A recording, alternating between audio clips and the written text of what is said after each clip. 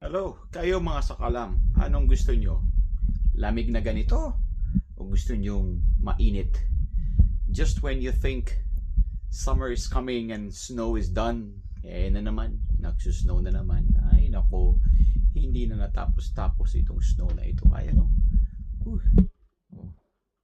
you know, grabe. Snow na naman. Snow na naman.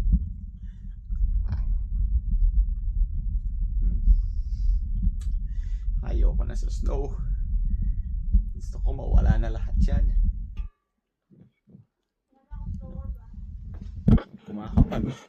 Kumakapal yung mga snowflakes. Oh, yan oh. Ang tanong, kaya nyo ba yung ganitong lamig?